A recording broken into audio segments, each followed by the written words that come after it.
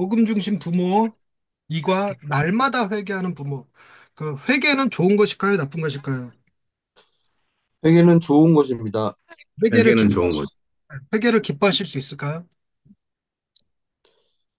예, 주님 기뻐하시죠. 네. 두려움에 빠진 회개는 회개가 아니라 그래요. 두려움에 빠진 회개가 왜 회개가 아닌지 설명하실 수 있나요? 그거는 이제 벌을 피하기 위한 어, 회계인 거죠. 아, 회복을 위한 회계가 아니라, 음. 네. 자기 연민이라고 하는 자기 중심성이 건드려지기 때문에 그러니까 죄에 대한 인식이 자기 중심성이라면 두려움에 빠진 회개는 자기 연민이기 때문에 그렇다는 거예요. 그리고 회개가 기쁜 것이 돼야지만 날마다 회개를 우리가 복음 중심 삶이라고 그랬을 때 날마다 회개와 믿음을 반복하는 건데 회개가 기쁜 일이 되지 않으면 우리 삶에서 날마다 회개하는 일 어렵죠. 음. 회개가 책망이 아니라 회개가 기쁜 일이 될 수 있어야 되는데 우리가 날마다 회개하지 못하는 이유는 회개를 부끄러운 걸로 스트레스로 느낀다는 거죠. 그래서 요게 오늘 주제가 되는데 큰 그림 그리기 한번 볼게요. 이승훈 님 한번 읽어주실래요? 큰 그림 그리기 회개는 죄에 대한 슬픔으로 죄에서 돌이키는 것이다. 이를 통해 믿음으로 하나님께 나아가고 그분과 동행하는 삶으로 나아간다.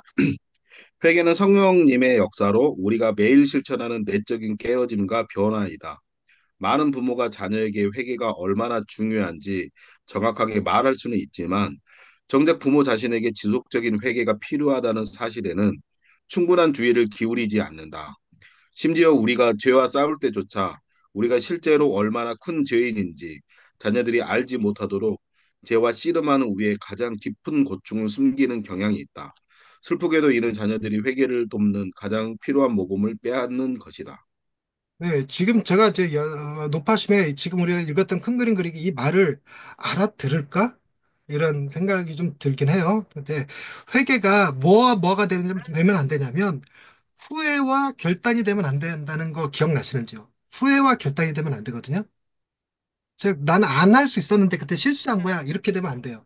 그리고 이제부터 다시는 안 할 거야. 내 이제 똑바로 살 거야. 이렇게 결심하는 거. 이런 거는 잘못된 회개라고 그러거든요. 이게 왜 잘못된 회개인지 아실 수 있나요? 설명하실 수 있나요? 이승우 목사님 마이크 한번 꺼주세요.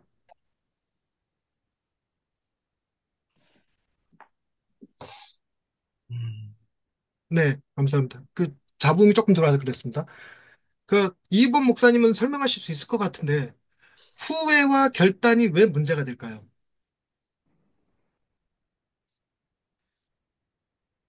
이게, 이게 느낌을 알겠는데, 응, 설명이 좀 어려운 게요. 응, 어, 그러니까 이제 그냥 결론을 말씀드리면, 응, 아무리 결단해도 응. 그 다시 죄를 짓게 되는 존재인 것이, 그러니까 부족한 사람이고요. 우리는 회개할 수 없는 존재이고, 그렇죠, 그렇죠, 그렇죠. 예, 그러기 때문에 이제 후회와 결단이 사실 의미가 없는 것. 네, 그 내가 바꿀 수 있다면. 제일 먼저는 우리를 변화시킬 주님을 바라보는 게 아니라 자기 자신을 바라보고 자기 자신을 신뢰하는 개념이기 때문에 그래서 잘못된 거라고 얘기해요. 그리고 둘째는 죄의 성향을 이해하지 못한 거예요. 자기 본성이 죄인 것을 음, 이해를 못한 거예요. 그래서 자기가 안 할 수 있었다, 더 잘할 수 있었다라는 그런 망상에 빠지는 거예요. 자기는 더 잘할 수도 없고 안 할 수도 없었던 존재인 거죠. 죄의 성향. 그런데 가만히 생각해보면 우리가 자녀들 양육할 때 아이들한테 넌 할 수 있어, you can do it 뭐 이런 거. 이런 음, 식의 책망이 많은 거예요. 그러니까 즉 우리가 온전한 회개를 하지 못하고 우리가 뭐냐면 우리도 나도 열심히 하면 할 수 있어 뭐 이런 느낌으로 아이들한테 책망하거나 혹은 나 자신을 드러내거나 하는 거죠. 그래서 회개는 자기가 죄를 안 지을 수 없는 죄인이라는 성향, 그러니까 아니, 죄와 싸울 때조차 우리가 실제로 얼마나 큰 죄인인지를 깨닫는 거예요. 자기 자신을 의지하지 않는 것. 그런데 우리는 뭐랄까 아이들한테 뭔가 모범을 보여야 된다고 생각하면 어, 하지 말았어야 돼. 와, 앞으로는 안 할 거야. 이걸 보여줘야 되는 것처럼. 이런 식의 모범을 보이려고 하는데 그게 아니라는 거예요. 나는 할 수 없어. 그러나 주님이 하게 하실 거야. 이걸 보여줘야 된다는 거지. 자, 그런 의미에서, 아니, 그런 느낌을 가지고 회개를 보시는 거예요. 그러니까 이게 우리가 복음 중심 삶을 기본으로 하기 때문에 복음 중심 삶에 다 설명이 나왔던 것들이거든요. 회개 시편에서. 그러니까 네. 우리가 회개라는 워딩을 쓸 때 두려움에 빠진 회개도 아니고 후회와 결심을 동반하는 회개도 안 되는 거예요. 음, 기쁨으로 하는 회개여야 하고 위선과 행위를 회개하고 우상숭배를 회개하고 칭의와 양자를 붙드는 믿음. 믿음은 뒤에 나올 건데 오늘은 회개만 중심으로 보니까 칭의와 양자를 믿는 믿음을 반복하는 것이에요. 회개와 믿음이라는 게 그런 관점의 포인트만 다시 잡고 시편 51편 김영준 목사님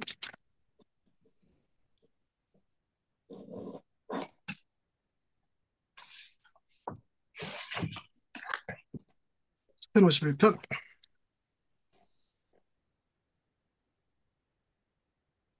하나님이여 주의 인자를 따라 내게 은혜를 베푸시며 주의 많은 궁유를 따라 내 죄악을 지우소서. 나의 죄악을 말갛게 씻으시며 나의 죄를 깨끗이 제하소서. 물은 나는 내 죄가를 아오니 내 죄가 항상 내 앞에 있나이다. 내가 주께만 범죄하여 주의 목전의 악을 행하였사오니 주께서 말씀하실 때에 의로우시다 하고 주께서 심판하실 때에 순전하시다 하리이다. 내가 죄악 중에서 출생하였으며 어머니가 제 중에서 나를 잉태하였나이다. 보소서 주께서는 중심이 진실함을 원하시오니 내게 지혜를 은밀히 가르치시리이다. 우슬초로 나를 정결하게 하소서. 내가 정하리이다. 나의 죄를 씻어주소서. 내가 눈보다 희리이다. 내게 즐겁고 기쁜 소리를 들려주시사 주께서 꺾으신 뼈들도 즐거워하게 하소서. 주의 얼굴을 내 죄에서 돌이키시고 내 모든 죄악을 지워주소서. 하나님이여 내 속에 정한 마음을 창조하시고 내 안에 정직한 영을 새롭게 하소서. 나를 주 앞에서 쫓아내지 마시며 주의 성령을 내게서 거두지 마소서.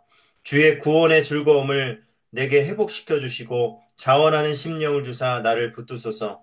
그리하면 내가 범죄자에게 주의 도를 가르치리니 죄인들이 주께 돌아오리이다. 하나님이여 나의 구원의 하나님이여 피 흘린 죄에서 나를 건지소서. 내 혀가 주의 의를 높이 노래하리이다. 주여 내 입술을 열어 주소서. 내 입이 주를 찬송하여 전파하리이다. 주께서는 제자를 기뻐하지 아니하시나니 그렇지 아니하면 내가 드렸을 것이라. 주는 번제를 기뻐하지 아니하시나이다. 하나님께서 구하시는 제사는 상한 심령이라. 하나님이여 상하고 통회하는 마음을 주께서 멸시하지 아니하시리이다. 주의 은택으로 시온의 선을 행하시고 예루살렘 성을 쌓으소서. 그때 주께서 의로운 제사와 번제와 온전한 번제를 기뻐하시리니 그때 그들이 수수를 주의 제단에 드리리이다. 아멘. 네. 아, 지금 제가 회개에 대해서 말씀드렸던 그 포커스들을 찾으셨는지 모르겠는데요. 다윗이 지금 밧세바를 범한 이후에 회개의 시편을 쓴 건데 여기서 다윗이 고백하는 죄가 있나요? 내가 죄악 중에서 출생하였으며 어머니가 죄 중에서 나를 잉태하였나이다. 행위를 얘기하고 있진 않죠. 내가 어떤 죄, 우리가 특정히 거짓말을 했습니다. 사람을 죽였습니다. 강간을 행했습니다. 아니, 간음했습니다. 이런 특정 행위를 얘기하고 있지 않아요. 그죠? 그냥 계속, 뭉뚱거려가지고 여기에 보면 내 죄에서 이렇게 돌이키시고 이렇게 나온 음, 구절에서 그러니까 죄가 그 다윗의 본성에 딱 붙어 있는 거예요, 지금. 음, 그리고 자, 이게 많은 학자들 사이에서 논란이 되는 구절이 사절 말씀, 내가 주께만 범죄하여 이 말이 돼요? 지금 그, 사람에게 범죄하지 않고 바세마랑 가는 바하고 저기를 죽였는데, 이름이 뭐야? 바세바의 남편이. 우리야. 우리야. 그래야. 죽였는데, 그거에 대해서 회개하면 그 사람에게 지은 죄를 회개해야 되잖아요. 근데 내가 주께 범죄였으면 이렇게 했으면 덜 논란이 됐을 텐데 내가 주께 죽게만. 안 범죄 이렇게 썼어요. 근데 이게 논란이 조금 됐던 거라 이 말의 뜻을 어떻게 신학자들이 해석을 할까 뭐 이런 개념들이 좀 있는데 나단에게 이렇게 꾸지람을 들은 후에 그, 어, 다윗이 느꼈던 건 자기가 죄된 사람이라는 것, 죄의 성향을 가진 사람이라는 걸 표현하는 말이 내가 죄악 중에 출생했다. 어머니가 죄 중에 나를 잉태했다. 태어날 때부터 죄인이었다. 이 얘기를 하는 거예요. 죄 중에 태어났고 죄 중에 살았고. 그러고 나서 또 하나 여기에 회개하는 사람의 결단이 나오느냐 하는 거예요. 회개하는 사람의 일단은 결단이 없어요. 이 회개하는 사람이 기대하는 바는 뭐예요? 이 회개하는 사람이 회복될 것을 기대하는 건 어떤 방식이냐? 하나님이 상한 하나 심령을. 하나님이 정한 마음을 창조해 주시고 정직한 영을 새롭게 해 주셔야 되고 구원의 즐거움을 회복시켜 주셔야 되고 자원하는 심령을 주셔야 되고 이런 워딩이에요, 전부 다. 그러니까 내가 뭘 하겠다가 아니라 주께서 나를 바꿔 주시옵소서. 주께서만 나를 바꾸실 수 있나 이런 고백인 거죠. 그 전체적인 느낌이 그렇다는 거예요. 그래서 주님께서 원하시는 제사는 번제 이런 게 아니라 상한 심령이에요. 상한 심령. 즉, 내가 특정한 죄악에 대한 후회하는 마음이 아니라 내 자신이 죄악 중에 출생하고 죄인이라는 사실, 내 심령 자체가 정결하지 못하고 상한 심령이라는 사실을 고백하는 거죠. 그런 워딩이라는 거예요. 그러니까 이 다윗의 고백을 여기다 갖다 쓴 것이 자기의 특정 행위가 아니라 자기가 죄인됨을 고백하고 자기가 삶을 바꾸는 것이 아니라 자신을 새롭게 하실 주님에게 의지하는 것. 이것을 보여주기 위해서 인용된 거라 보는데 여러분 그 혹시 향유옥합 사건에 그 혹시가 아니라 제가 친구가 묵상하면서 나한테 전해준 얘기인데 그 우리 장신대에는 관상기도라는 게 한 학기 수업이 있어요. 네. 그거에 대해서 이제 합동측 목사님들이 약간 경기 반응을 일으키시던데 어쨌든 있어 그런 게. 네네네. 근데 그 관상기도 하면 이제 저 수련원에 가서 은성수도원에 가서 이제 3박 4일을 지내야 되는데 거기서 이 몇몇 본문을 주고 본문으로부터 관상기도를 하게 만들어요. 그러니까 관상기도라는 게 거기에 내가 직접 참여하여서 그 흙냄새, 풀냄새, 바람 느낌 받으면서 거기에 특정 인물에 몰입되는 그런 거거든요. 근데 이제 향유옥합 깬 여인의 이야기 본문을 받은 친구들이 몇 친구가 그러는 그러니까 주님이 오셔서 향유옥합을 드리고 싶은데 향유옥합을 아무리 찾아도 못 찾겠더래. 그러면서 자기가 얼마나 이 건망증이 심하고 이렇게 관리 정리가 안 되는 사람인 줄 알았대. 그리고 또 한 친구는 그 향유옥합을 딱 깼는데 빈병이더래. 그러니까 자기가 야금야금 다 갖다 썼어. 그리고 또 한 친구는 향유컵을 딱 깨갖고 예수님한테 부었는데 향기 냄새가 가득 찰 줄 알았더니 온갖 쓰레기와 똥 냄새가 진동을 하더래. 그 옥합에서 나오는 게. 그래갖고 막 어쩔 줄 몰라 하고 어쩔 줄 몰라 하는데 예수님이 내가 원했던 게 이거다 이렇게 얘기하시더래. 그때 우리가 나눴던 게 이거였어. 상한 심령. 우리가 주님 앞에 내어드릴 게 향기로운 향유가 아니라 나의 죄악밖에 없을지라도 온전히 드러내는 것을 주님은 기뻐 받으신다라는 얘기를. 그게 네가 드린 상한 심령, 네가 드린 제사다. 이렇게 이제 결론이 났었던 거거든요. 괜히 생각나서 한번 말씀드렸어요. 자, 거리 한번 넘어가 보겠습니다. 백인모 목사님 읽어주세요. 가족 앞에서 복음으로 살기. 딸 바바라가 주일학교 6학년 반에 참석하였을 때 선생님은 얘들아, 너희는 기독교가 그저 해야 할 일과 하지 말아야 할 일의 목록이라고 생각하지? 라고 말했다. 나중에 바바라는 우리에게 그 이야기를 들려주며 기독교가 착하게 되는 것이 아니라면 도대체 무엇에 관한 것일까? 라고 생각했다고 말했다. 안타깝게도 딸은 올바른 행동이 아닌 죄의 용서가 복음의 핵심 메시지라는 사실을 전혀 알지 못했다. 우리를 포함해 그리스도인 어른들 중 누구도 그 사실을 이해하도록 돕지 않았다. 네, 자, 부활하신 여기 정리 좀. 복음의 핵심 메시지가 뭐라고요? 예수의 복음의 용서, 아니요, 그렇게 얘기하면 안 돼. 올바른 행동이 아닌 죄의 용서, 그렇죠, 그렇죠. 올바른 행동이 아닌 죄 용서예요. 그럼 우리는 올바른 행동을 포함한 죄 용서 이러잖아요. 자, 일단 여기 저쪽으로 이제 아멘 한번 하고 지나갈게요. 복음의 핵심 메시지는 올바른 행동이 아닌 죄 용서입니다. 아멘. 아멘. 아멘. 네, 우린 자꾸만 올바른 행동을 요구한다고 생각하는 거예요. 기독교가 착하게 되는 것이다 이렇게 생각한다는 거죠. 그저 해야 할 일과 하지 말아야 될 일의 목록. 제일 심한 거는 그렇죠. 성경은 인생 사용 지침서다 이렇게 얘기하는 거. 지극히 잘못된 거예요. 그러니까 복음을 접근할 때 기본적으로 우리의 전제를 다듬어야 되는 것 중에 성경은 우리가 해야 될 일에 대한 기록일까? 우리를 위해서 하신 일에 대한 기록일까? 우리를 위해 하신 일을 위해. 우리를 오케이, 위해 오케이, 하신 오케이. 주님께서 하신 일의 기록이라고 믿으셔야 돼요. 관점을 그렇게 풀어야 돼요. 그렇다면 이런 거죠. 그러면 꼭 질문이 나오는 게, 어, 그죠? 사랑은 언제나 온유하고 사랑은 뭐 시기하지 않고 질투하지 않고 이거 어떻게 고린도전서 13장은 어떻게 풉니까? 이렇게 얘기하셨어요. 그거 우리에게 사랑 이렇게 하라고 얘기하는 거 아닙니까? 라고. 물론 그렇게 볼 수도 있어요. 근데 주께서 우리에게 행하신 일로 보면 어떻게 풀어줍니까? 주님이 우리를 사랑하셨어? 어떻게 사랑하셨을까? 오래 참으셨고, 온유하셨고, 시기하지 않으셨고, 질투하지 않으셨고, 불의를 기뻐하지 않으셨고, 이렇게 할 수 있단 말이에요. 주님은 우리를 믿으며 바라며 견디셨다고요. 이렇게 읽어야 된다는 거예요. 단편적인 예로, 밭에 감추인 보화. 어떤 사람이 밭에 감추인 보화를 발견하고 집에 돌아가서 집 팔고 땅 팔고 냉장고 팔아서 그 밭의 소유를 샀다. 이거를 성경은 우리 삶의 지침서다. 이렇게 읽는 사람들은 해석을 어떻게 하냐? 우리가 예수 그리스도를 발견하고 해야 될 일은 뭐냐?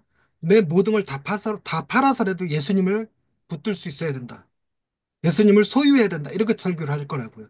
근데 만약에 주님의 하신 일로 설교를 한다면 이번 목사님 설교 한번 해주세요. 잠시만요. 다시 한번 말씀해 주시겠어요? 음. 감추인 보화. 주님이 하신 일에 대한 기록으로 해석해서 저는 주님이 하신 일로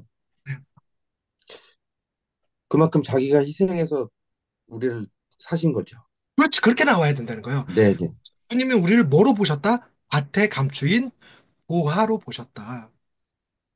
우리는 우리 자신을 보화라고 생각 안 하지만 주님은 우리를 밭에 감추인 보화로 보셔서 우리를 사시기 위하여 당신의 모든 것을 내던지신 거예요. 심지어 하늘 보좌까지 버리시고 이 땅에 내려와서 음, 생명까지 던지셨으니까. 그런 반응을 한번 생각해 봅시다. 주님이 우리를 그렇게 사랑하셨다라고 설교를 들었을 때 내 마음의 변화와 우리가 모든 걸 다 팔아서 주님을 사야 돼 이런 설교를 들었을 때 변화와 어느 쪽이 자기 중심성이 강화되고 약화되고 갈까요? 음. 이 느낌이 아시나요? 우리 설교가 그러면 여러분 다 내려놓고 주님을 사셔야 됩니다. 부자 관은 이야기하면서 가난한 자들 다 나눠주고 주를 따라야 됩니다. 이런 설교 하게 된다고요. 그러면 자기 중심성이 약화되는 게 아니라 강화돼요. 나는 얼마나 버렸고 누구보다 더 버렸고 내가 주님을 더 소유했고 이런 개념으로. 우리는 주님을 소유한 게 아니라 주님이 우리를 소유하셨다라고 설교할 수 있어야 된다는 거죠. 이해되셨죠? 복음의 메시지 기본적으로 처음 출발할 때 기본 전제가 틴켈러가 몇 번을 강조하는데 복음은 성경은 우리가 해야 될 일의 기록이 아니라 우리를 위해서 하나님이 무슨 일을 행하셨는지에 대한 기록이다. 중요한 출발입니다. 자, 그 다음 계속 이어서 읽어주세요. 김현주 목사님. 아니지, 백인범 목사님이요. 죄송합니다. 백인범 목사님 계속 읽어주세요. 부활하신 예수님은 제자들이 온 열방에 전할 소식으로 죄사함을 받게 하는 회개를 선포하셨다. 그러나 많은 그리스도인 부모가 자녀들과 이 메시지를 나누지 않았다. 우리 대부분은 하나님이 자녀를 마땅히 행할 길로 훈련하도록 부모를 부르셨다는 것을 알고 있다. 우리는 흔히 이 구절을 성경과 도덕적 선함 그리고 올바른 행동을 할 수 있는 길을 자녀에게 가르쳐야 한다는 의미로 받아들인다. 실제로 그것을 의미한다. 그러나 이 길은 훨씬 더 많은 것을 가리킨다. 네, 다시 한번 또 정리를 해보십시다. 죄사함을 받게 하는 죄사함을 받게 하는 회개. 우리 성경을 우리가 살아가야 될 삶의 지침으로 읽으면 어떻게 설교할까요? 회개를 해야 죄사함을 받는다. 회개하라 이렇게 가겠죠. 네. 회개하라. 근데 주님이 우리를 위해서 행하신 일로 본다면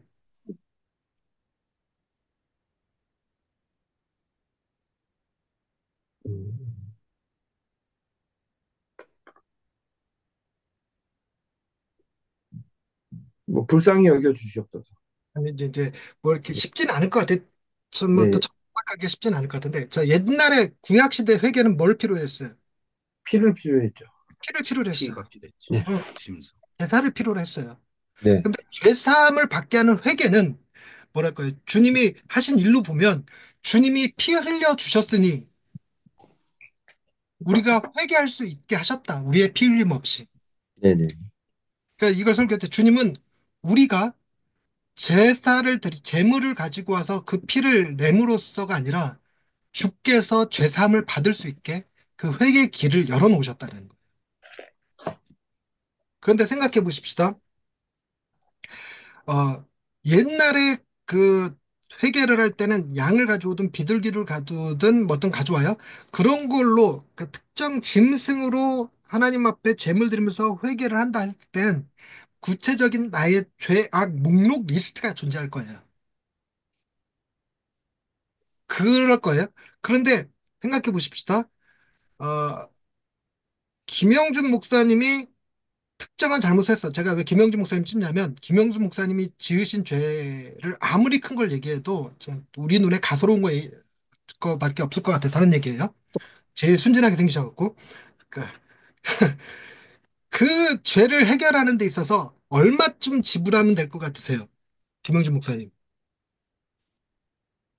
벌금을 낸다 그러면. 마이크 키시고.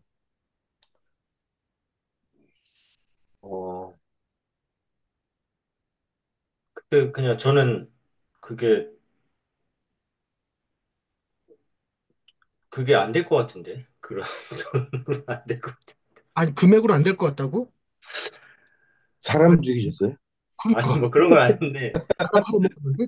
아니, 근데 그냥 그 관점이 음, 그냥 예수님하고 연결되다 보니까 그냥 제가 그럴 것 리드를 하려고 그래요, 그거를. 리드를 하려고 그러는데, 음. 아니, 저, 뭐, 만약에 그렇다고 하면은, 뭐, 그래도 뭐, 몇 천만 원? 뭐, 더 저, 많으면 억까지 갈지 않을까? 과장해서 했어요, 그러니까, 김영준 목사님 자신이 가진 특별한 흑역사, 이것을 해결하는데 좀 필요해, 뭔가 굉장히 김영준 목사님 겸손해서 하시는 말씀 같은데, 뭐말 같지도 않은 소리, 이 억을 드릴 일을 뭘 했을 거라고. 그러니까, 근데 억이야. 근데 제가 김영준 목사님을 대신해서 법원에다가 벌금을 내드렸어. 얼마를 내드렸는지 듣냐면 1,000억을 내드렸다고 듣는 거야. 1,000억을 내드렸다는 걸 알았는데 내가 과연 그 1억 원어치만 얘기할까? 아니요? 아니죠. 그러니까 온갖 걸 다 해서 온갖 걸 다 갖다 붙여서 온전히 내 거를 그냥 백지장처럼 내 인생을 깨끗하게 만들 수 있도록 뭐별 거지같이 말도 안 되는 것까지 싹 다 해도 1,000억을 못 채울 것 같은 느낌이 아니에요? 그럴 것 같아. 네, 그런 느낌이니까 예수님께서 단순히 어린 양 한 마리, 비둘기 한 마리가 아니라 하나님께서 당신의 독생자 예수 그리스도를 제물로 희생 제물로 내어놨어요.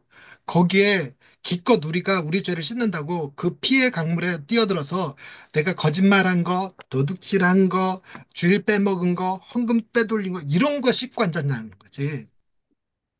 그럼 거기에 뭘 씻어야 될까? 내 자신을 온전히 갖다 씻어버려야 되는 거예요. 내 자신을. 그래갖고 완전히 내 존재 자체가 그 피에 완벽하게 잠기고도 남을 거라고 생각하는 거지. 다. 그러니까 뭐랄까. 주님이 지불하신 죄값, 지불하신 희생을 보니 내가 이런 사소한 거 회개하는 정도로가 아니라 내 걸 다 쏟아내도 되겠구나. 아니요, 더 쏟아내도. 그러니까 계속 뭐 하게 되냐면 성령이여 가르쳐 주옵소서 내가 뭔 죄를 저질렀는지 뭘 더 내놓을 수 있는지. 그래갖고 어, 하다가 뭐죠? 성 어거스틴, 엄마 젖꼭지 깨물었던 것까지. 다윗, 내가 죄악 중에 출생했다. 이것까지 막 다집어넣는 거지. 이해되셨죠? 그걸 선포해야 된다는 거예요. 그런데 우리는 죄 사함을 받게 하는 회개를 얘기하면서 아이들한테 너 거짓말한 거, 숙제 안 한 거, 친구 때린 거, 이런 거 얘기하고 있다.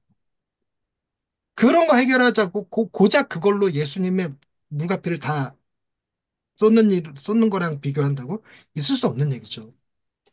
그래서 우리는 이 죄사함을 받게 하는 회개, 주님이 우리를 위해서 행하신 그 일이 어마어마하게 크기 때문에 나의 겉으로 드러나는 악한 행실뿐만이 아니라 내 내면의 근본적인 죄악들까지, 심지어 내가 조상 중에 뱃속에 있을 때 아빠, 할아버지의 DNA 속에 있었을 때 지은 죄까지 전부 다 갖다 거기다 싣고 싶은 거죠.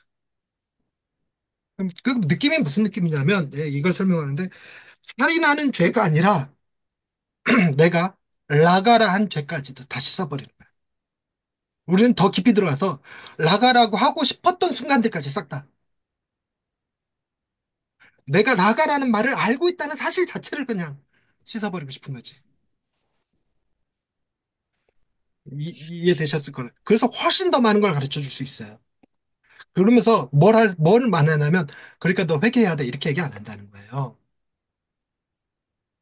이거 회개해야 돼. 이렇게 얘기하면 성경을 우리가 쓰여진 글로 본다는 거예요. 그게 아니라 회개가 얼마나 좋고 기쁜 건지, 주님이 우리를 위해 행하신 일이 어떤 건지를 깨닫게 하면 그게 있는데 하고 싶은 일, 회개가 하고 싶은 일이 된다는 거죠. 하고 싶은 일. 특이한 경험이지만 김영준 목사님 위해서 내가 100억을 법원에다 공탁금으로 냈어. 공탁금으로 낸 게 뭐냐면 김영준 목사님의 모든 차용증을 해결해 주는 거야. 그러면 김영준 목사님 그 100억 원어치 차용증을 만들어서 제출하고 싶은 생각 안 들어요? 열심히 빚지러 다니는. 아니, 빚지러 다니는 게 아니라 빚지러 다니는 게 아니라 내가 과거에 지은 모든 죄, 네. 모든 차용증, 그 차용증을 은행에서 빌린 거 하는 게 아니라 갖고 싶- 부모님한테 받은 사랑, 내가 때 자녀에게 제대로 해주지 못한 거, 내가 친구들한테 얻어먹은 거, 그리고 지인들에게 받았던 선물들, 이런 것들까지 다 차용증으로 만들어버리는 거지. 자, 만들어버려. 그래갖고 법원에 공탁금으로 냈어. 100억 가운데 얼마나 채울 수 있을까요? 김영주 목사님. 또 겸손함으로 또 얘기하지 말고.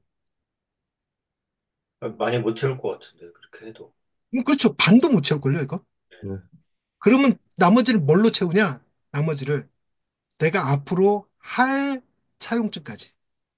음, 내가 미래에 빌릴 차용증까지. 부모님한테 앞으로 해드릴 거, 자녀들 해줄 거, 친구들한테 해줄 거, 그리고 살면서 나를 도와주실 앞으로의 미래의 어떤 사람들, 다 한꺼번에 다. 그래서 뭐냐면 과거의 죄만 아니라 현재의 죄 포함해서 미래의 죄까지 내 인생에 생각돼서 할 수 있는 모든 죄악들을 전부 다 사용적으로 만들어서 정리해버리는 거예요.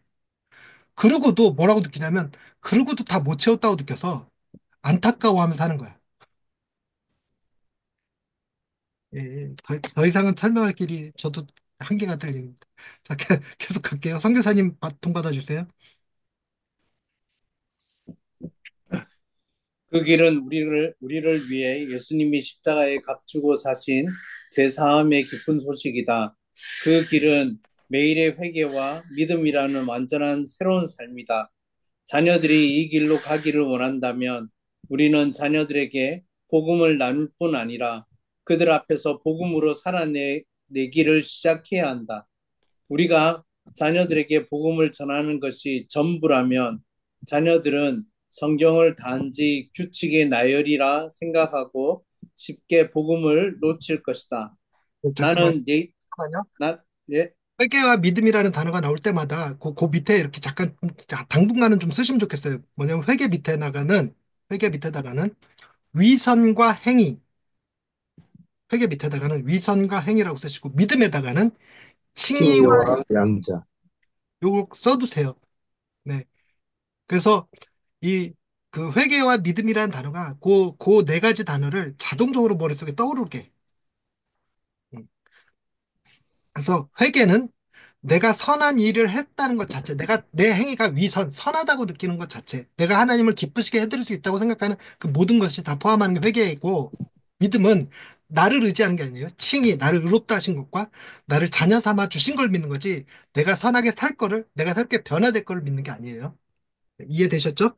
네. 그런 거야. 회개는 나를 의지했던 거, 믿음은 주님을 의지하는 거, 이렇게로 바뀌는 거. 네. 자, 계속 읽어주시겠어요? 네. 나는 예의 바른 태도와 권위에 대한 존중, 매주일에 교회에 가는 것이 가족의 생활 규범인 독일 가정에서 자랐다. 남편인 잭은 가족이 많은 가치를 공유하고 함께 공유하는 오리건주 개척자 가정에서 자랐다.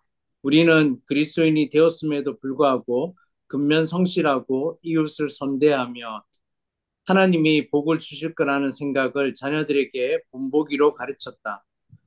그것이 밀러 가족의 복음이었다. 그러나 이는 예수 그리스도의 복음이 아니었다. 이 모두는 선한 자질이지만 그것을 가장 주된 초점으로 삼는 바람에 우리에게는 마음을 살피시는 하나님을 의지하며 더 깊은 차원의 회개로 나아갈 여지가 없었다. 네. 자, 이번 읽을 센텐스에서 잭 밀러 가족, 잭 밀러가요. 팀켈러가 다녔던 교회 목사님이세요. 음, 한때 팀켈러가 뭐죠? 처음에 섬겼던 교회, 한 10년 섬겼던 교회, 시골 교회가 있어요. 이름이 생각이 안 나는데. 그 시골 교회를 그만두고 이제 대학교에서 교수를 하실 때 다녔던 교회. 협동 음, 목사 잭 음, 밀러예요. 그래서 잭 밀러도 굉장히 유명하신 분이고 책도 굉장히 많이 쓰셨어요. 기도에 관한 책도 엄청 많이 쓰셨고 우리나라에 유명하셔요. 근데 잭 밀러인데 그 여자 이름이 다른 사람이 써 있어요. 로즈마리 밀러 맞네? 예, 요 분이 와이프라는 거 아니었어요? 지금 내가 뭔가 헷갈렸나 보다. 네. 그러니까 잭 밀러와 로즈마리 밀러 처음에 읽을 때는 왜 이 로즈마리가 밀러가 아니지? 왜 로즈마리지? 이랬었는데 지금 생각하니까 아니네. 왜 성이 다르지? 내가 그랬었거든 부부인데. 자, 근데 자 잭이 잭 밀러 굉장히 경건하신 분이세요. 독일 경건한 가정에서 태어나셨고. 근데 이거 우리는 그리스도인이 되었음에도 근면성실하고 이웃을 선대하면 하나님이 복 주실 거라는 생각. 이게 우리도 근본적으로 가지고 있는 생각이잖아요. 자, 이런 잭 밀러 가족이 회개해야 되는 건 무엇입니까?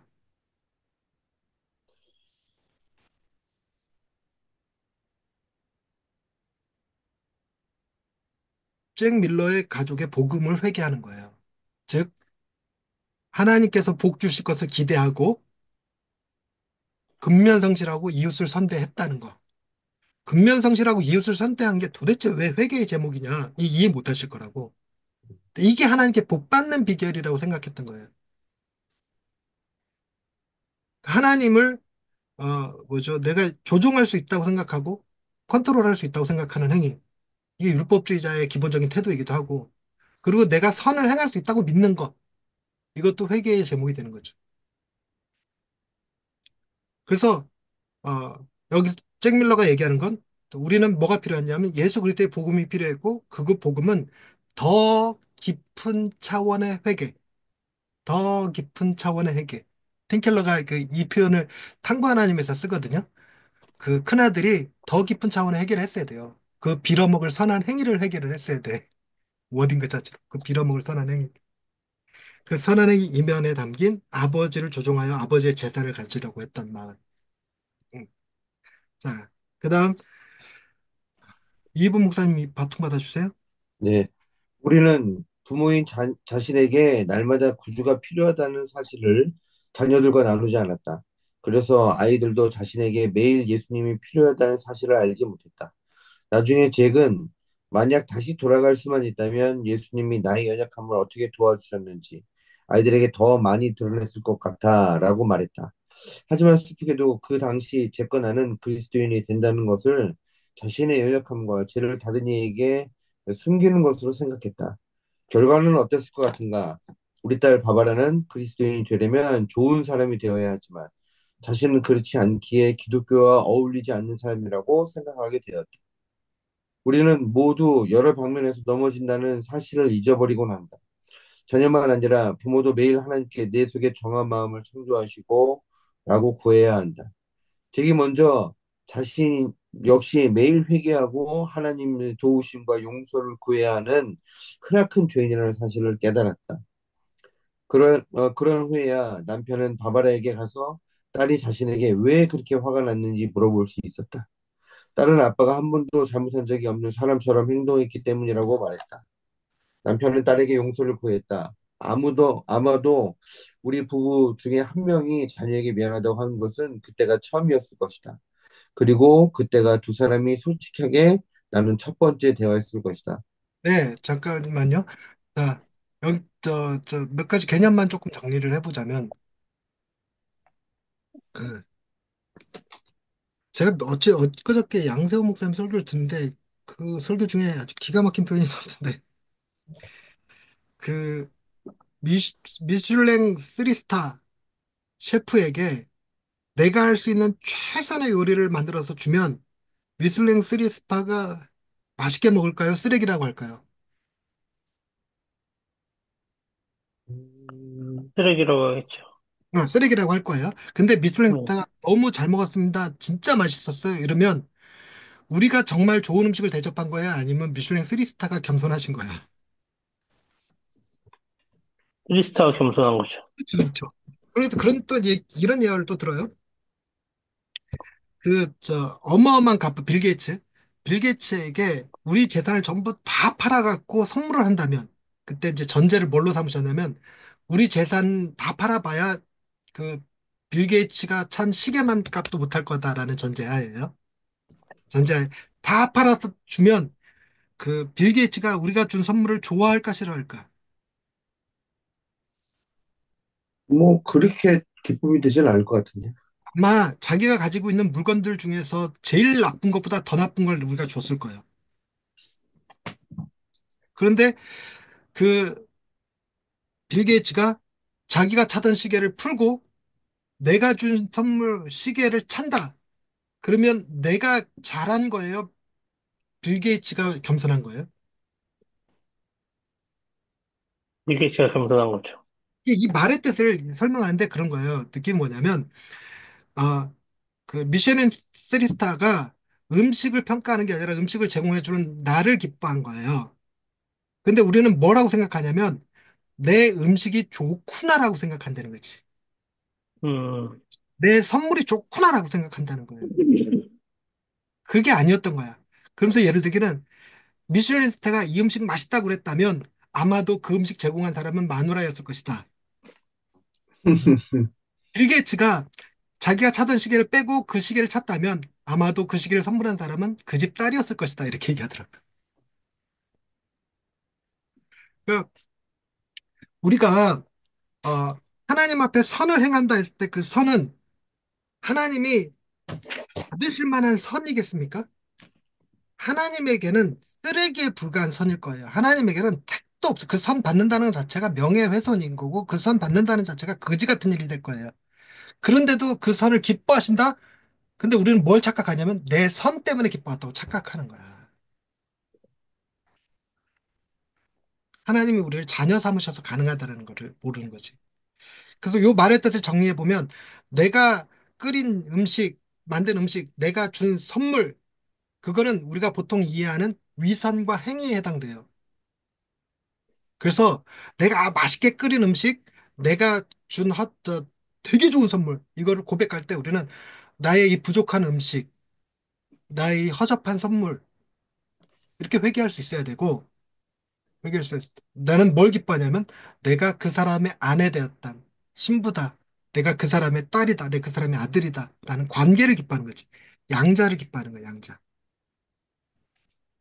양자를 기뻐하는 거. 그런데 이제 얘기하는 포커스가 뭐냐면, 우리가 만약에 하나님 앞에 뭔가 찌개를 끌어들이고 선물 드렸는데 하나님이 기뻐하시는 걸 보면 우리는 뭘 놓치기가 너무너무 쉽냐면 내가 양자인 것을 놓치고 내가 무엇 행한 것에 기쁨을 누려요.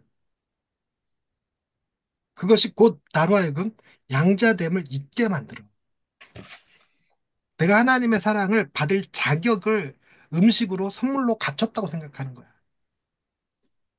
그래서 우리가 뭐냐면 계속 내 행위를 회개해야 돼요. 그러면서도 우리는 뭐냐면 더 맛있는 음식 만들어서 대접하고 싶고 더 값진 선물을 사드리고 싶은 마음을 계속 갖는 거지. 그걸로 하나님을 기쁘시게 할 수 있는 게 아니라 내가 하나님의 자녀라는 것이 기뻐서. 이해가 되셨나요? 예. 그런 건데 우리는 자녀들한테 교육할 때 우리가 자녀들이 그 어린 여러분 자녀들한테 받은 선물이 여러분들한테 쓸모없는 선물인 경우 있지 않나요? 거의 대부분 그렇죠. 아이 대부분 그래요. 특히나 우리 딸은 그래서 다른 사람한테 줬으면 완전 쓰레기일 것 같은 종이 접기 해갖고 거기에 아빠 사랑해요. 사랑해요 이렇게 딱 써서 준 거야. 나는 너무 기쁘죠. 그거를 이제 그 앨범에다 꽂아 놓는 거지만 우리 딸은 자기가 나한테 뭔가 대단한 선물을 했다고 착각하는 거지. 근데 아들이 준 선물 중엔 그런 거 있어요.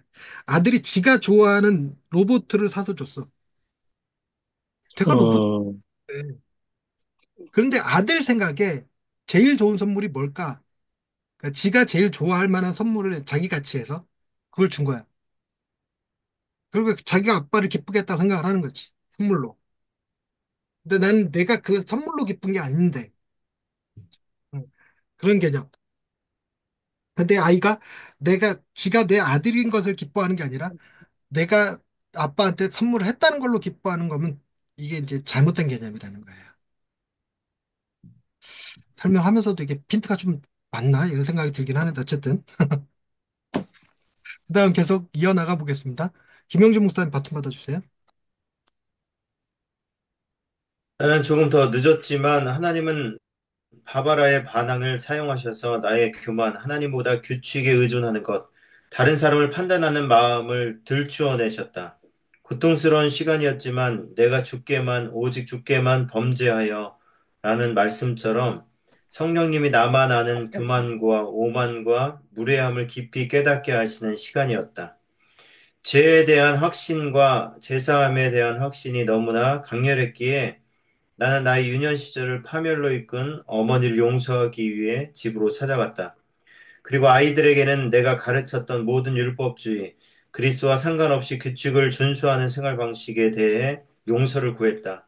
그 이후 잭과 나의 자녀 양육에 복음이 들어왔다. 부모가 먼저 복음으로 살지 않는다면 결코 자녀들과 복음을 나눌 수 없다. 또 우리의 삶에는 예수 그리스도 안에서 날마다 새롭게 하나님 아버지의 용서를 누리는 기쁨을 알게 하시는 성령님의 역사가 있어야 한다. 놀라운 것은 그리스도께서 죄인을 위해 죽으셨다는 기쁜 소식을 너무나도 뒤늦게 나눈 우리의 연약함까지도 성령님이 사용하셨다는 사실이다. 성령님은 우리의 연약함을 자녀들 앞에서 복음으로 살아갈 통로로 사용하셨다. 나중에 바바라는 아빠가 자신의 죄를 나누고 용서를 구하셨기 때문에 제가 변화된 것은 아니에요. 하나님이 저를 변화시키셨죠. 하지만 아빠의 모습은 제 관심을 끌었어요. 라고 말했다. 네, 10년, 이런 것만 하십시다. 그, 자꾸 이거 볼 때마다 느끼는 건데, 생명은 부모로부터 와요. 하지만 구원은 자녀로부터 온다라는 말을 또 같이 덧붙여서 이해를 하시면 좋겠어요. 이게 일종의 그 성경 안에 있는 큰 포맷이거든요. 빅 스토리 같은 건데, 우리를 창조하신 분은 누구요?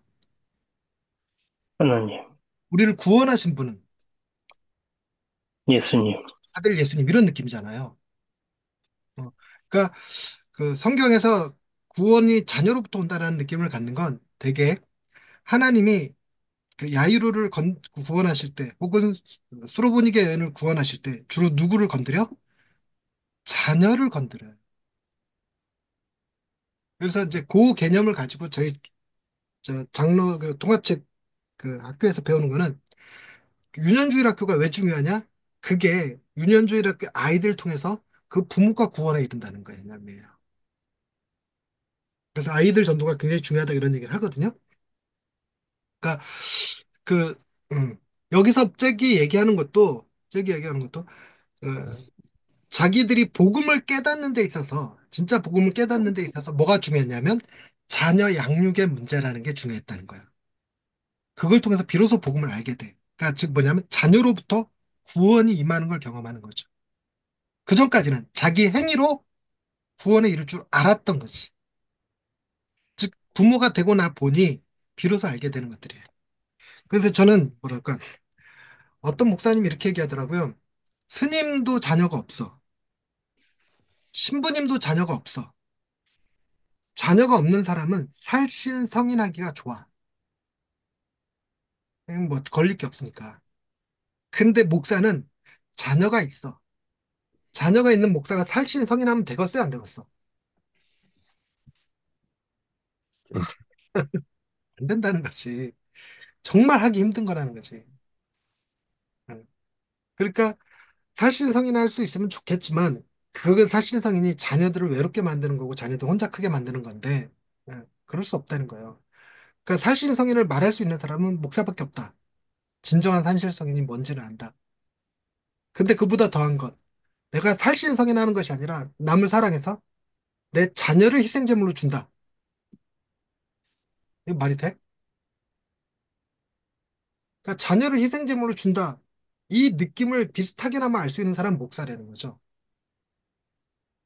스님이나 신부님, 스님이나 신부님들은 몰라, 자녀를 준다는 게 뭔지.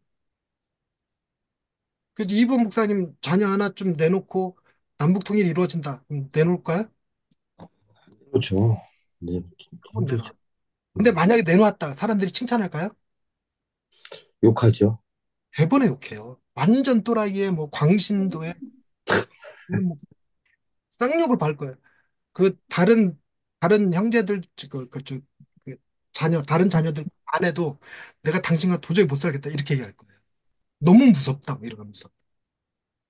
주님이 우리에게 행하신 하나님이 우리에게 행하신 일이 바로 그런 거거든요. 우리 그걸 뭘로 깨달을 수 있냐? 자녀를 통해서 깨달을 수 있는. 그러니 우리가 자녀를 통해서 뭘 깨닫는가? 진짜 복음의 의미를 깨달을 수 있다는 거죠. 우리 목사들조차도. 그러니 자녀 양육이라는 것이 아, 얼마나 중요한가 하는 그런 의미, 뭐하고 같다? 나의 구원과도 같다. 이렇게 느끼는 정도.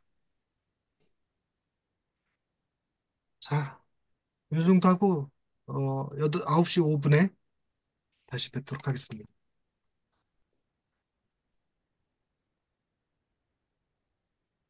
자, 시편 51편은 여기서부터요.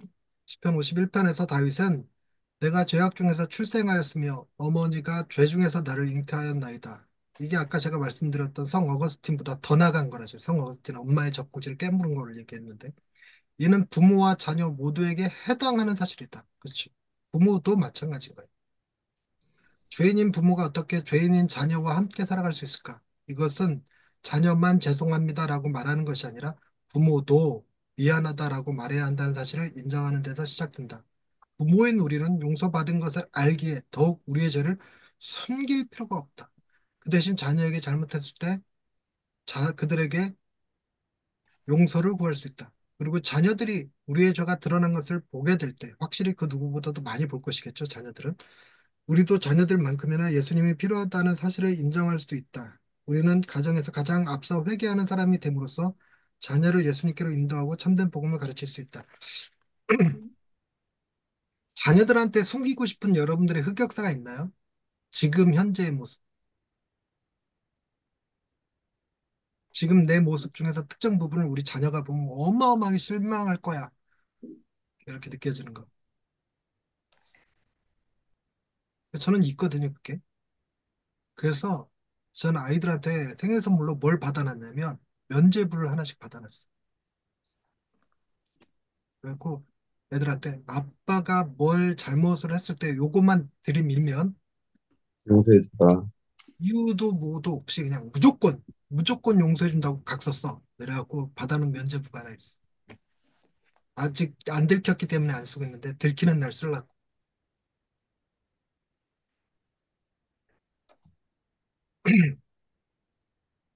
근데 이것도 이게 그러니까 잘못된 거죠. 잘못.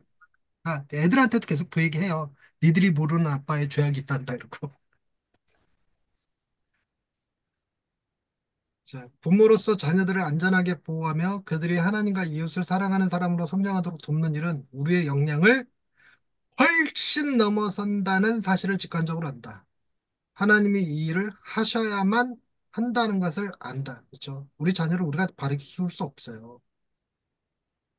우리 생각에는 지금은 공부해야 되는 시기니까 공부 열심히 하는 거야.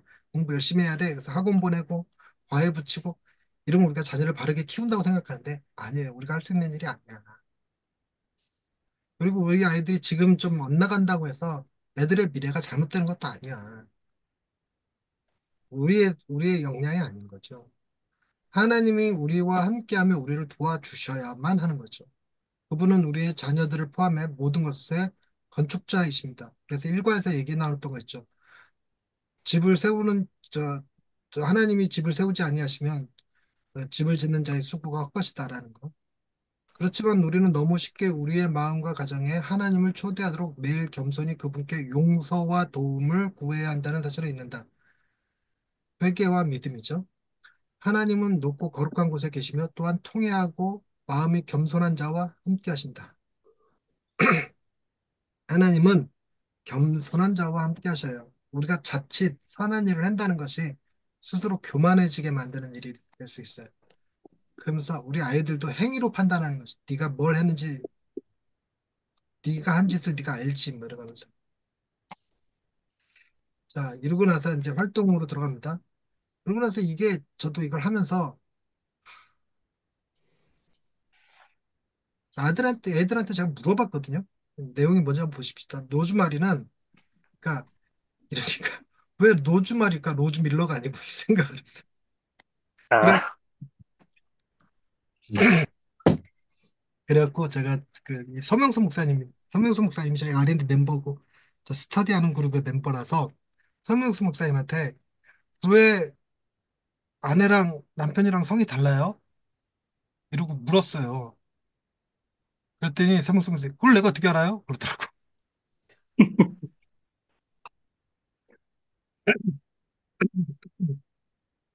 밀러 가족의 방식이라는 선량한 태도, 권위에 대한 존중, 주일에 교회 참석하기와 같은 가족 규범에 대해 썼다. 당신의 가정이 가지고 있는 가족 규범은 무엇인지 생각해 보라. 회개와 예수님에 대한 믿음 외에 회개와 믿음에 뭘 써너라? 회계는 위선과행이 음, 칭의와 양자. 칭의와 양자. 칭의와 양자. 읽는 책에 따라서 칭의와 양자가 대속과 용납 이렇게 표현되기도 해요. 같은 말입니다. 결국엔 대속이나 칭의나 용납이나 양자나 같은 개념이에요. 이 회개와 예수님에 대한 믿음 외에 자녀에게 가장 중요한 행동 목표로 심어준 것은 무엇인가? 생각나는 답이 있다면 소그룹 구성원과 함께 나누어 보라. 첫 번째, 내가 성장한 가정에서 가장 중요한 행동 규칙은 무엇이다? 여러분들 가족에 제일 중요한 게 뭐였어요? 저는 저희 부모님이 어머니가 성경을 한 장을 암송해야지만 용돈을 주셨어요. 제 그 덕분에 제가 신대원 시험 볼 때 조금 유리했어요. 워낙에 외워놓고 있는 성경 구절이 많아가지고. 근데 제가 시험 볼 때 저 시험 볼 때 개혁 한글판에서 개혁 개정판으로 바뀌던 시기였어요.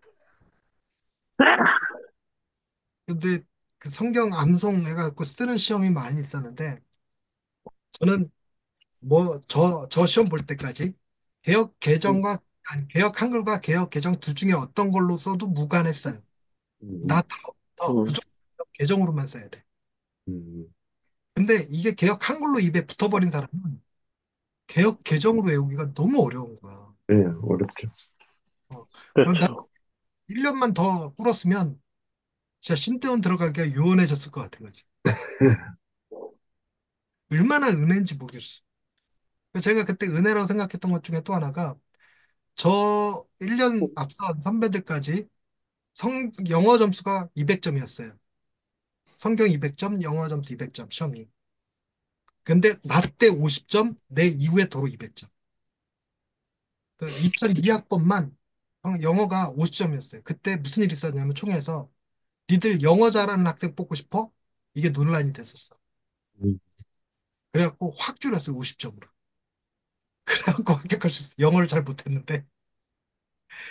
영어, 뭐죠? 영어 거의 10문제 맞히는 거랑 성경 한 문제 맞히는 거랑 삐까삐까 했어. 그러니까 음, 성경 점수를 굉장히 높여놓으면 영어 죽 써도 되는 것 같더라고요. 음, 근데 제가 다행히도 성경 200점 만점에 196점 받았거든요. 그러니까 영어 축소도 합격이 되더라고요.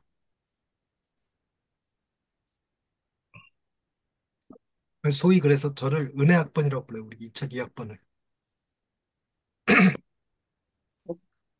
게다가 뭐도 없어졌냐면 그 가산점 제도가 없어졌어요. 장로님 아들, 목사님 아들 몇 점, 장로님 아들 몇 점. 이거 없어졌었고 그 앞서까지는 있었어요.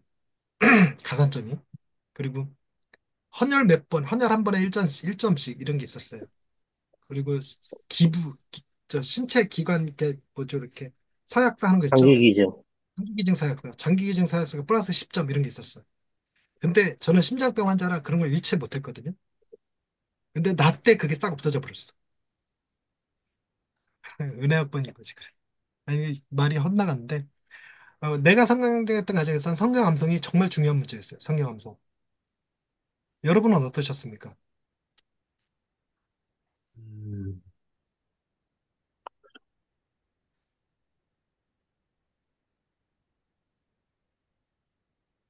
저희 집에서는 다른 거는 다 용서해도 거짓말하는 거에 대해서는 철저하게 엄청 혼났어요. 저런 집안 많아요. 정직을 강조하는. 예, 거- 정직히 강조해서 잘못하면 잘못했다. 뭐 하여튼 거짓말 심지어는 유도신문을 하십니다. 그 거짓말 하나 안 하나. 예. 그 링컨 대통령이 일화 중에 그게 있어요. 링컨 대통령이 어릴 적에 집에 있던 아빠가 아끼는 나무 하나를 찍어버렸어요, 도끼로. 음, 나무가 찍혀진 것을 보고 아빠가 애들을 먹고, 이거 누가 찍었어? 누가 이래놨어? 그랬더니 링컨이 정직하게 자기가 했다고 한 거야. 근데 아빠가 용서했다는 거죠. 네. 아빠가 왜 용서했을 것 같아요? 음, 솔직히 말해서 그런가? 링컨의 손에 도끼가 들려 있어서 그랬대. 정직한 거가 증명이 됐으니까. 아니요. 야단치면 도끼로 찍을까 봐. 아, 때리니까. 도끼 든 놈을 용서해야지 어떻게 할 거야, 그거를. 무슨 임영주 목사님은 룰이 뭐였어요? 가족의 룰? 저희도 뭐 거짓말하고, 이렇게 남 속이는 거랑, 뭐, 어쨌든 뭐 그게 그건데, 어쨌든 사람들 앞에 성실하게 사는 거? 뭐 그런 거였던 것 같아요.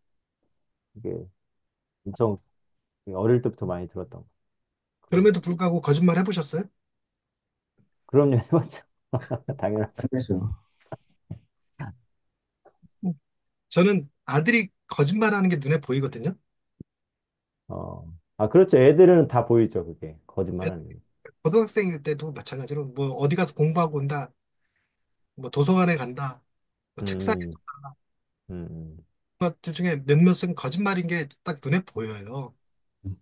근데 나는 거짓말하는 걸 보시기에 나도 해봤기 때문에 나는 그건 용납한다.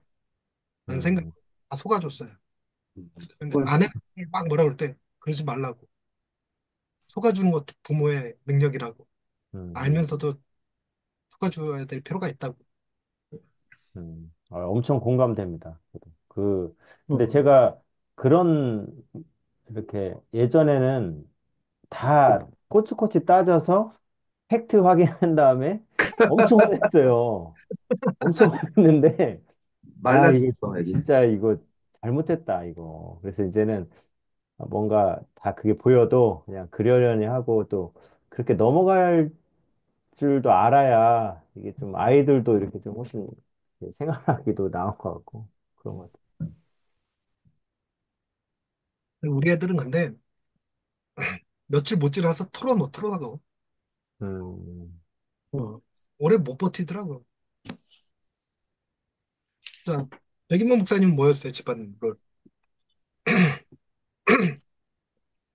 그래도 비슷하게 뭐, 거짓말하거나 속이는 거, 아니면 약속을 안 지키는 거? 그런 것들이 많이 있었던 것 같아요.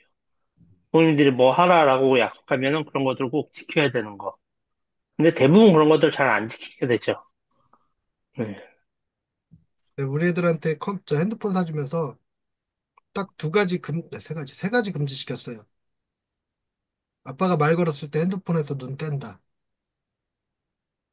두 번째, 밥 먹을 때 핸드폰 손에 들고 있지 않는다. 세 번째, 잘 때 핸드폰 들고 자지 않는다. 한 달 지켰을까? 한 달도 채 못 지키고 음, 계속 엄마랑 씨름하는 거야. 밥 먹을 때 핸드폰 보지 말라고! 음, 저 나갔을 때 거실에다 핸드폰 두고 와. 잘 때. 거실에다 핸드폰 두고 와. 근데 포기야, 포기.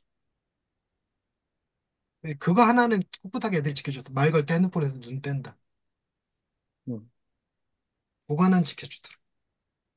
그것만으로도 어떠냐, 이래. 이승 목사님 가정은 어땠습니까? 저는 저희 아버지가 좀 자기 미래를 좀 준비를 해라 이걸 되게 많이 강조를 했거든요. 물론 그 정직하고 성실하고 이런 거는 당연히 베이스로 있었는데 저희 아버지가 그 10대 때는 꿈을 꾸고 20대 때는 준비하고 30대 때는 그 꿈으로 살아가고 그러니까 어렸을 때부터 그걸 되게 많이 강조했어요. 근데 그 사실은 이제 저희 아버지가 좀 이렇게 머리가 비상하신 분인데 어, 좀 원하는 삶을 좀 못 살았던 그런 부분이 있으시니까 어렸을 때 그런 걸 준비하면은 너희가 준비하면 이렇게 살 수 있다. 이런 거를 좀 해주고 싶으셨던 거죠. 그래서 저희들한테 그런 걸 많이 했는데, 근데 중요한 거는 이제 그러면은 그것을 할 수 있도록 내가 뭐 예를 들면 꿈을 꿔라라고 얘기하는 게 중요한 게 그 꿈을 어떻게 가져야 되는지 저는 이런 게 좀 궁금했던 거죠. 근데 그런 알맹이는 없이 이제 겉으로만 그렇게 하니까 좀 답답했던 부분이 있고, 근데 저도 사실은 제가 제 자녀들한테 딱 그렇게 하고 있어요.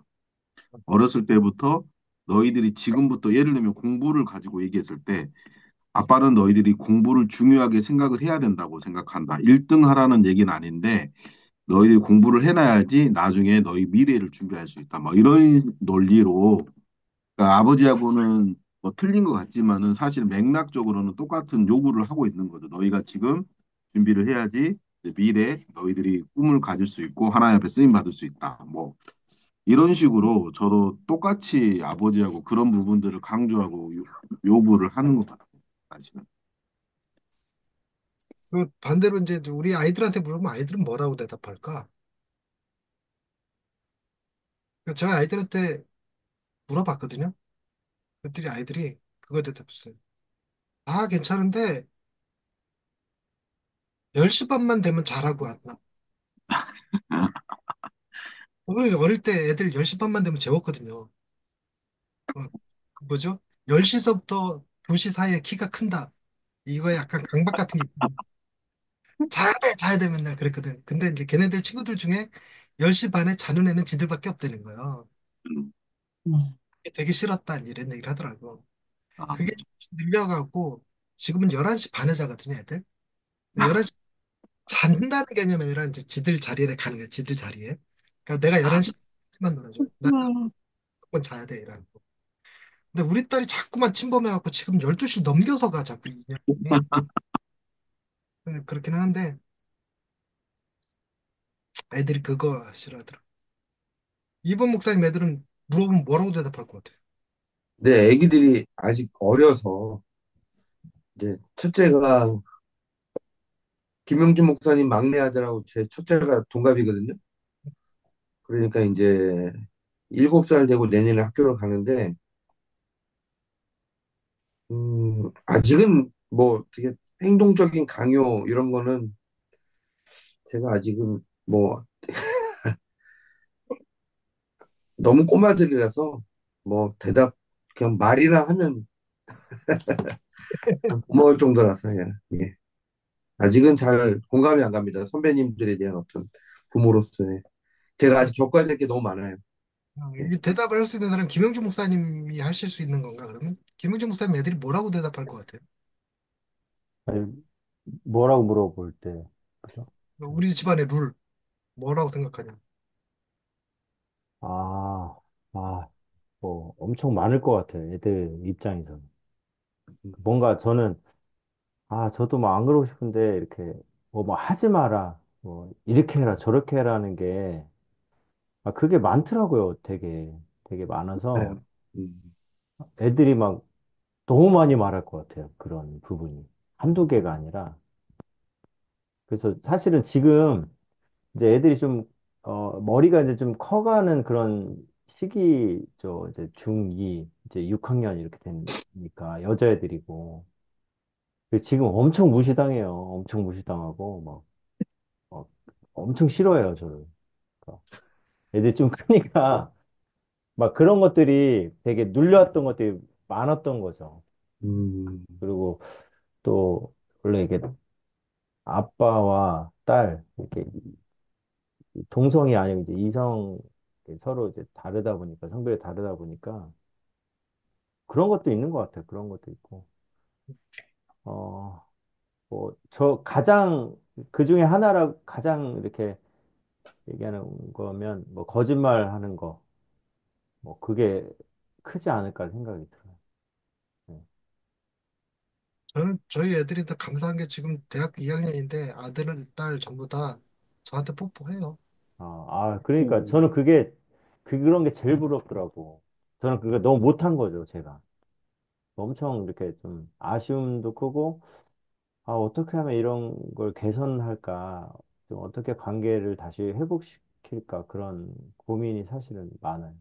네, 요즘. 여기 자녀들한테 내가 너한테 가장 바라는 바람직한 행동 뭐야?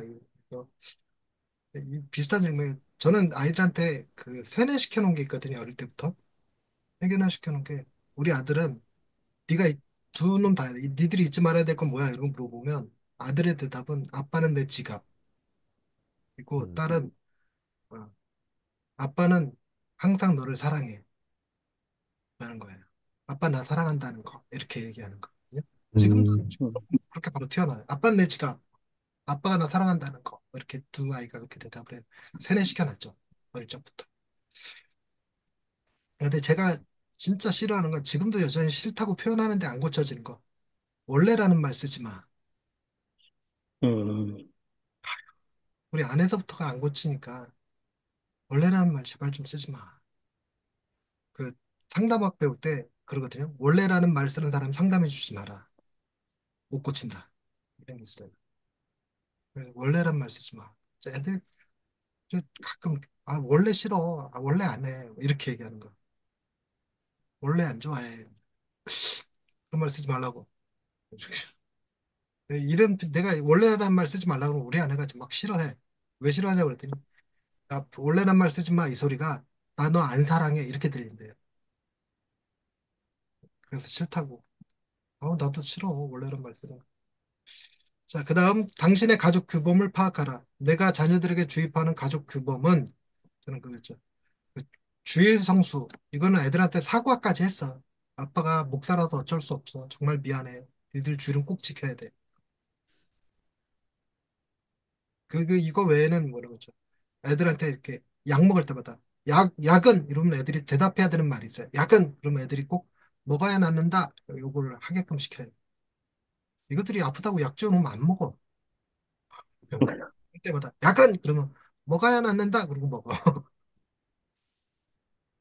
여러분들 여러분들은 어떨까? 이번 목사님은 네. 애들한테 정리시키지 않나요? 가지고 논 건 제자리에 더 그 이제 어린이집 다니니까 어린이집에서는 이제 그걸 뭐라 그러죠? 모두 제자리 뭐 이런 노래를 부르면서 자기가 갖고 오는 장난감들을 정리하게 하는데 그게 이제 어린이집에서의 규범이고 그 친구들끼리의 약속이거든요. 선생님과 아이들 그거를 이제 어린이집에서 훈련하고 배우는데 집에 오면 어린이집에서 우리 아이들이 잘한대요. 목사님 아들이라서 그런지 잘한대요. 집에서는 안 해요. 정말 막 어린이 자기네 방을 개판으로 만들어 놓거든요. 막, 막 일부러 어질러 놓는 것처럼 쓰레기장을 만들어 놓는데, 물론 애기들이니까, 네다섯 살, 일곱 살 이러니까. 근데 언제부턴가는 제가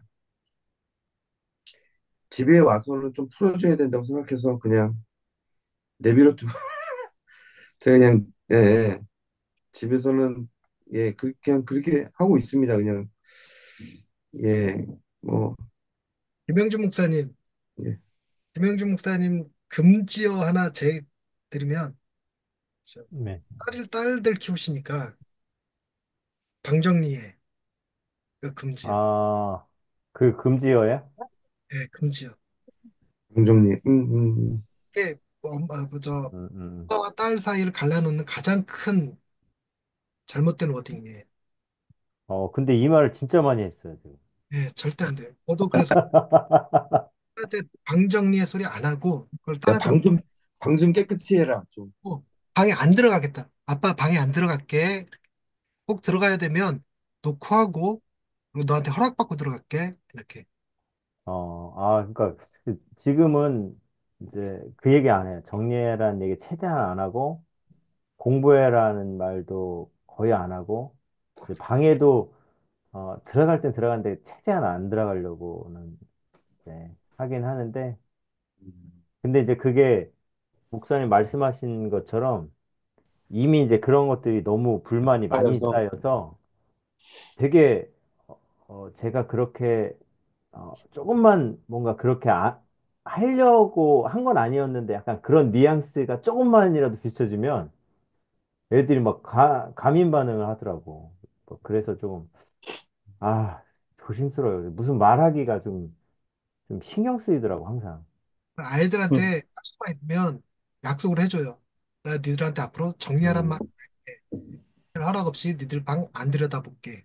음, 그러니까 아빠와 딸이 여기서 많이 깨져요. 정말 많이 깨져. 그래서 이걸 맞아요. 예. 그저 브루스 윌리엄스, 브루스 올마이티 거기에 음, 하나님이 하는 말이에요. 기적이란 직장 다니는 엄마가 아들 야구 경기 보러 가는 게 기적이고 음, 딸아이 방이 깨끗한 게 기적이다 이러고 나와요. 음, 음. 그러니까 여자 기숙사가 왜 금남의 집인지 알아요? 더러워서 그래. 아, 맞습니다. 이승훈 목사님은 애들한테 해야 하지 말아야 될 말이 뭘까요? 어, 어떻게 보면 저는 공부해라는 것 같아요. 공부해. 음, 저는 그러니까 저도 아버지의 영향으로 이제 너희들이 지금부터 일찍 미래를 준비하면 더 좋은 삶을 살 수 있다. 뭐 이런 건데. 근데 또 이제 저는 목회자로 이제 적용을 해보면 그러니까 너희들이 하나님 앞에 쓰임 받으려면은 제 주변에 있는 목사님들 같은 경우는 사실 또 사역을 30대 초중반에 이제 단독 목회를 시작하신 분들이 좀 많이 계시거든요. 제가 섬겼던 목사님들도 그렇고. 근데 그런 분들하고 제가 볼 때 이제 제 삶이 좀 비교가 좀 되는 부분이 있는 거죠. 저는 이제 중간에 뭐 사업이나 이런 어떤 운동을 하다가 30대 초반에 신학을 하다 보니까 그래도 이렇게 공부를 늦게 한 것 치고는 제가 늦게 어떤 준비 안수 받는 거나 이런 준비를 한 건 아닌데 결국에는 제가 뭐 50대 넘어서 이제 제가 단독 목회할 수 있는 사역지가 이제 이제 올해 이제 말에 이 취임식을 하게 되면은 이렇게 사역이 되는 거고 이렇게 하다 보니까 아이들한테는 너희들이 조금 더 하나님 앞에 쓰임 받으려면은 젊어서 이렇게 사역하신 분들처럼 하려면 지금 그래도 약간 공부는 해놓는 게 너희들한테 좋은 거야. 뭐 이렇게 하는데 예, 오늘 공부하면서 보니까 제가 근데 저도 알고 있었어요. 제가 욕심인가 고백하면 제가 좀 내가 못 이룬 꿈을 아이들한테 좀 이렇게 요구하는구나 그런 거 있다는 거 좀 알고는 있었습니다. 근데 이 공부가 저한테 너무 찔리는 것 같아. 계속 지난주부터. 그러니까 뭐냐면 우리가 믿음이 필요한 게 지금 이승훈 목사님도 칭의와 양자됨 에서 만족을 못 누리고 계시고 있다는 게 티가 나는 거거든요. 그러니까 뭐라고 생각하게 되냐면 하나님은 공부 열심히 한 저 목사님들도 쓰지만 나 같은 사람도 써. 이런 자부심이 있으시면 좋겠다. 그런 생각이 들긴 합니다.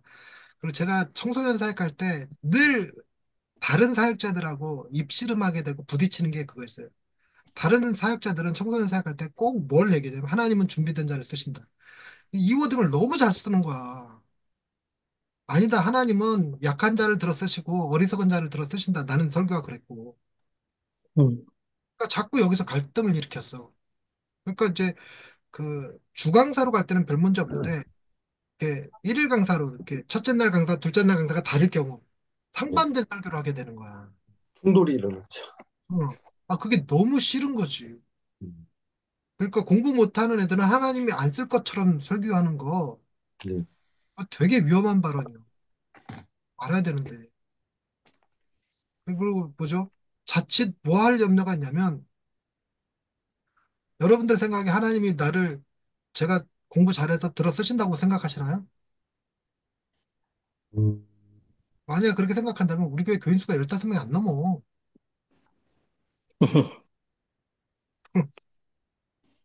저는 뭐가 강했냐면 잘생긴 놈이 하나님한테 잘 쓰임 받는다. 왜냐면 제가 처음 레크레이션 사역을 했는데 왜 이제 문화 사역 하시는 사역자들이 왜 이렇게 다 하나같이 잘생겼어. 잘생겼고 또 잘 입고 머리도 이렇게 뭐 파마도 이렇게 예쁘게 잘나고 웨이브 잘 나고 색깔도 예쁘게 들어가 있고 이런 분들인 거예요.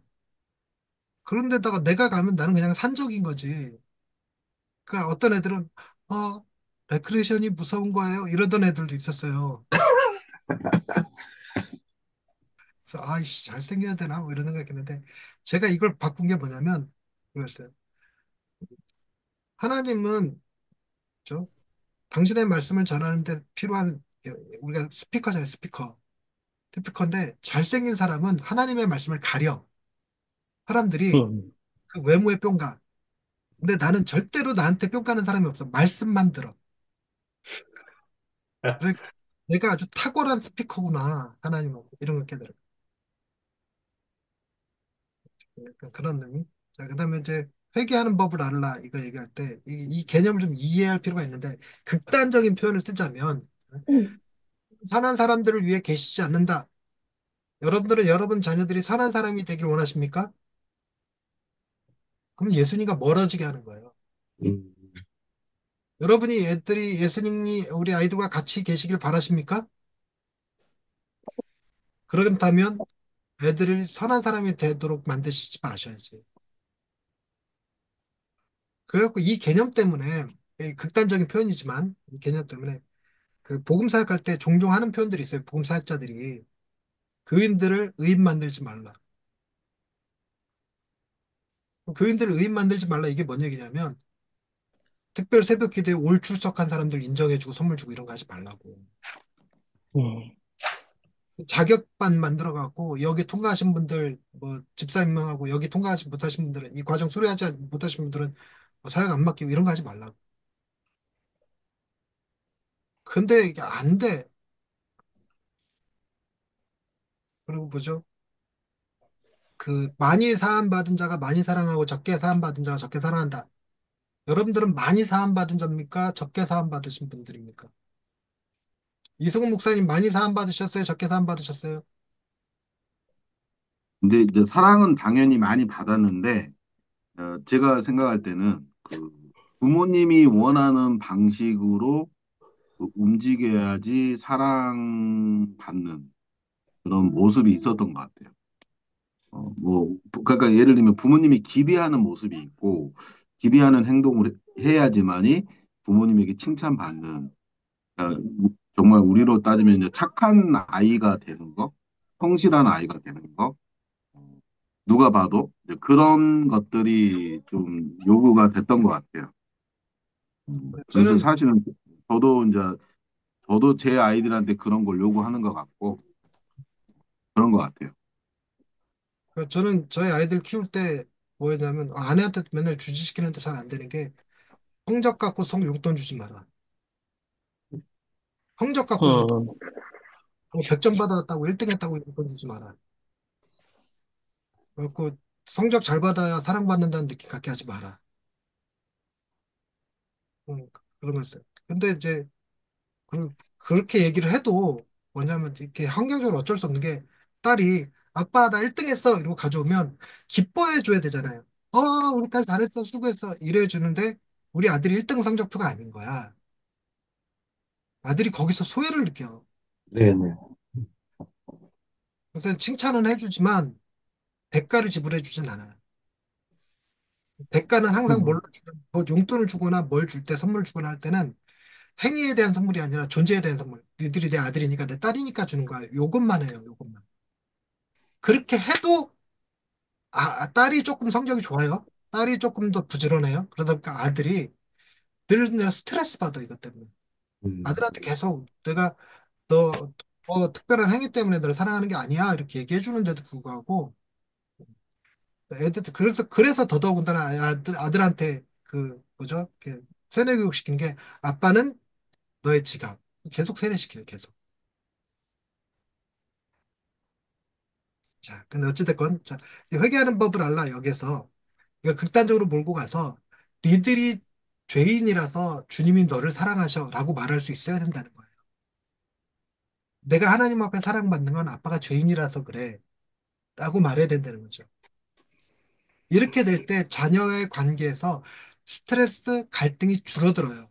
음, 자녀의 관계에서 그 사랑과 그 믿음이 더 늘어나게 될 거예요.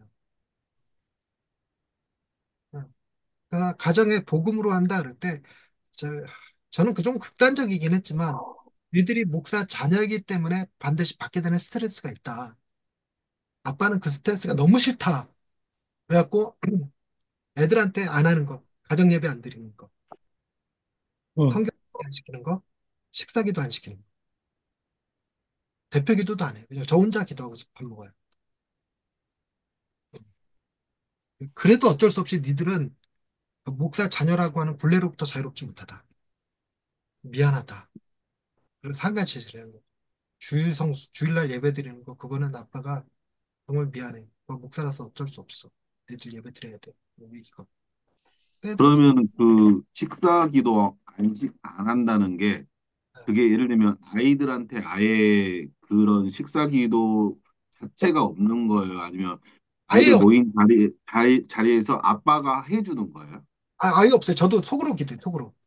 아, 그리고 애들한테 기도하고 밥 먹어야지 이런 얘기도 일절 안 해요. 아, 그냥 애들이 볼 때 기도만 해. 아, 별로 아, 없습니다. 기도만 해. 어.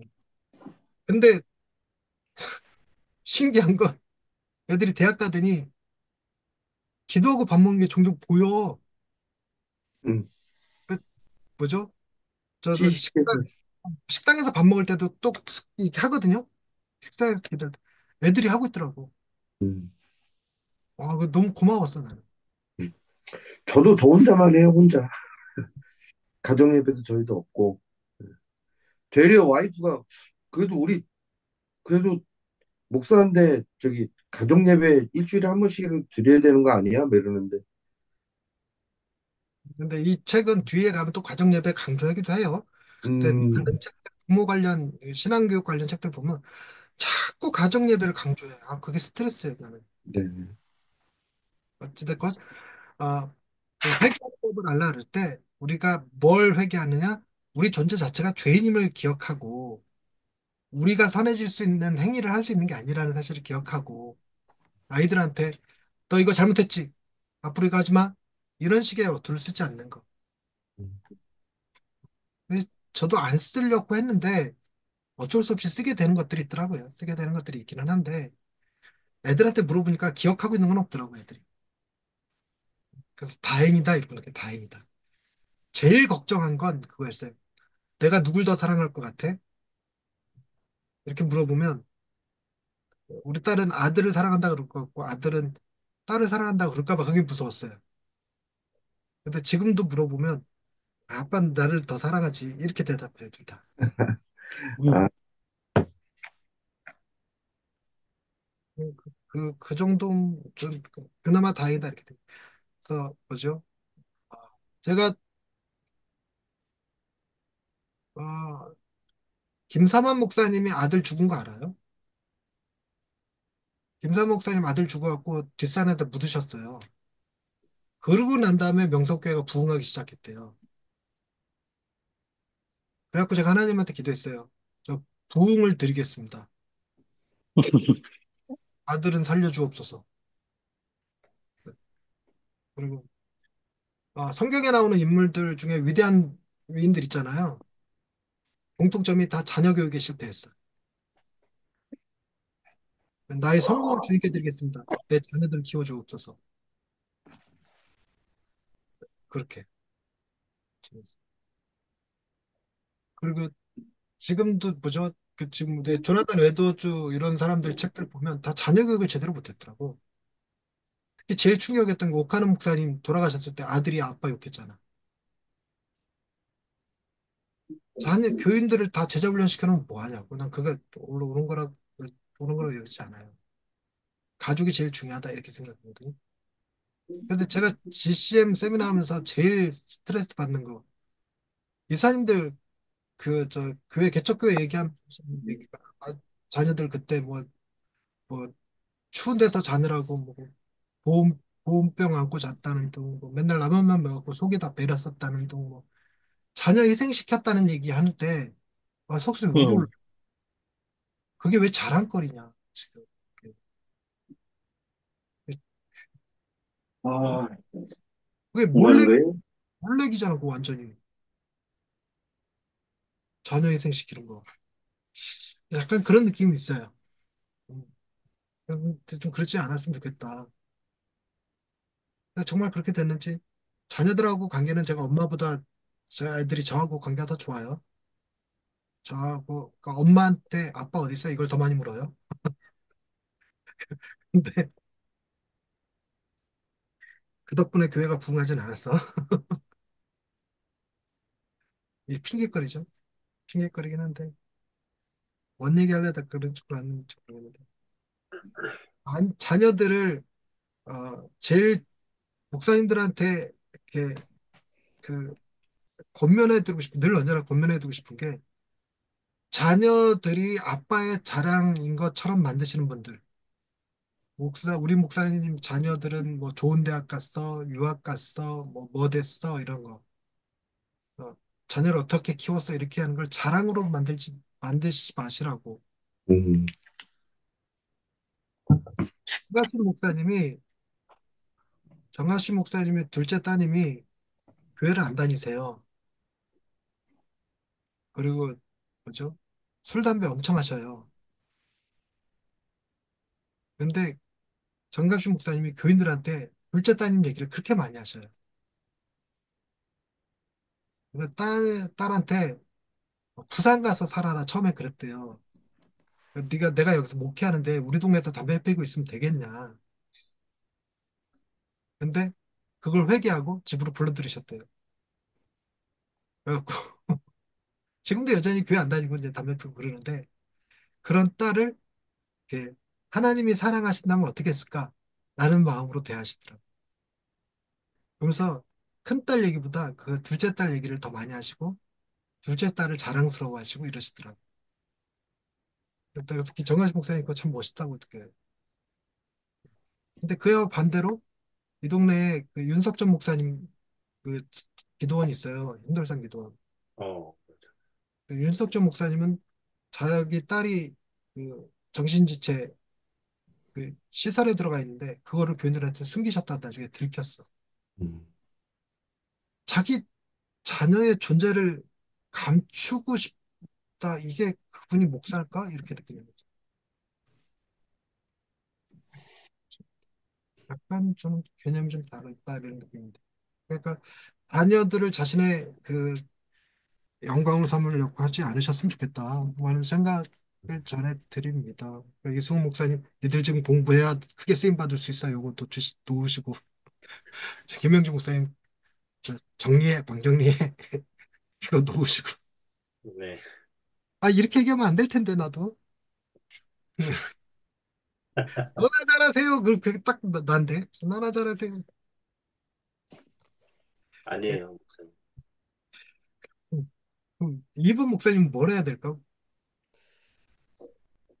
저는 그냥 모르겠습니다. 그냥 애들이 다 개척하면서 다 태어나갖고 세 명이 어 그냥 항상 제가 더 잘 못해주는 거에 대한 미안함이 많이 있어서 그리고 앞으로도 잘 못해줄 거에 대한 세뇌를 시키고 있어서 그러면서 이제 매일 이렇게 제가 이렇게 쓰다듬고 뽀뽀해주고 마사지해주고 하면서 항상 하는 얘기는 그거예요.